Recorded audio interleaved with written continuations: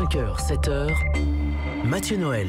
Une actualité qui devrait faire la une tous les jours, c'est le dérèglement climatique. Actuellement, sur les grilles du Jardin du Luxembourg à Paris, vous pouvez voir des photos saisissantes prises au pôle Nord, au pôle Sud par Sébastien Copeland, un défenseur de la planète qui, en 20 ans, a parcouru près de 8000 km sur la banquise et a constaté avec effroi les conséquences du réchauffement climatique. Bonjour Sébastien Copeland. Bonjour. Merci d'être avec nous ce matin. Vous êtes explorateur, vous avez donc parcouru des milliers de kilomètres au pôle Nord et au pôle Sud. Vous êtes donc un témoin privilégié du changement climatique. Votre prochaine expédition au pôle Nord est prévue en 2020, mais ce voyage est-il toujours d'actualité ?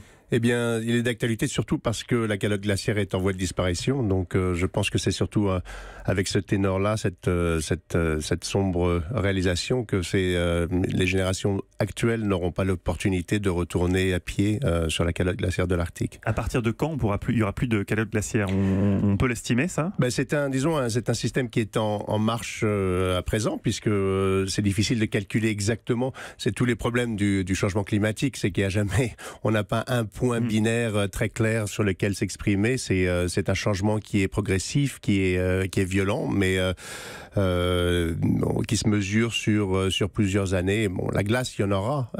Il s'agit simplement de volume, d'épaisseur et voilà. Pour commencer, j'ai envie de vous poser une question toute simple, mais qu'est-ce qu'on répond le rapport du GIEC est sorti la semaine dernière. Qu'est-ce qu'on dit aux climato-sceptiques qui mettent encore en doute l'impact de l'homme sur le réchauffement climatique ? Ceux qui nous disent oui, c'est des grandes tendances à l'échelle des siècles et s'il fait 20 degrés à Paris en ce moment, ça n'a rien à voir avec le réchauffement climatique. Qu'est-ce qu'on leur oppose comme argument simple ? Ce sont des négationnismes du futur. Je veux dire, c'est difficile d'avoir des arguments pour des gens qui refusent simplement la science. La science n'est pas une question d'opinion, c'est comme de démentir la gravité. Sont des faits qui se développent, qu'on les accepte ou pas. Et surtout, quand on finance la science et les connaissances, quand on essaye de comprendre plus les phénomènes naturels, de les dénier sur un point de vue d'opinion est simplement imbécile. C'est toujours difficile de discuter la politique ou la religion avec des gens qui ont des convictions parce qu'ils le désirent. Qu'est-ce qu'on fait, c'est la phase 2, pour réussir à limiter en tout cas ce réchauffement climatique ? Quelles sont les actions concrètes ? Est-ce que souvent la question qu'on pose un peu bêtement, je trouve, au micro comme ça, c'est de dire qu'est-ce qu'on fait concrètement nous dans notre petite vie quotidienne ? Mais est-ce que c'est pas les entreprises déjà qui devraient être plus taxées ou plus régulées ? C'est eux les premiers pollueurs quand même. C'est quand même plutôt les multinationales, les grandes entreprises que les individus. Oui, alors la première chose qu'il faut arrêter de faire, c'est de pointer le doigt vers quelqu'un d'autre, parce que c'est vraiment, ce qu'on sait depuis 20 ans, c'est qu'il ne s'agit plus simplement de regarder simplement au gouvernement, aux politiques, aux industries pour prendre les actions. C'est certain qu'ils peuvent prendre des actions avec une ampleur qui est plus grande, mais c'est vraiment une question d'activité et d'engagement collectif. C'est de demander aux politiques simplement de prendre ces actions-là, et ça dépend vraiment du public. Une des préconisations du GIEC qui a donné lieu à de vifs débats, c'est la politique démographique, à savoir faire un enfant de moins. Vous êtes d'accord avec cette approche ? Absolument. La contraception fait absolument partie de l'issue, puisque les êtres humains se sont développés un peu comme, on va dire, comme un virus en définitive. On est beaucoup trop sur une planète qui ne peut plus subvenir à nos besoins dans les nombres comme lesquels on se développe.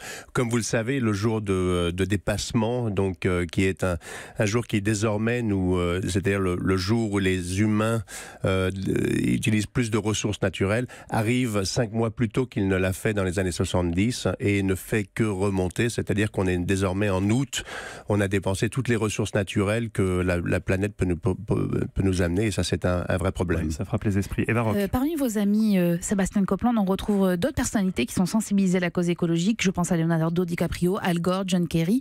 Est-ce que vous seriez prêt à vous engager politiquement ? Ou vous pensez que votre action elle passe par d'autres moyens ? La politique, on en fait là, ce matin. Je veux dire, la politique, c'est d'être dans un contexte institutionnel n'est pas nécessairement toujours la façon la plus efficace. Ça invite la polémique. Je veux dire, en étant politique comme je le suis maintenant, j'ai une certaine liberté d'expression. Je ne dépends pas de vote.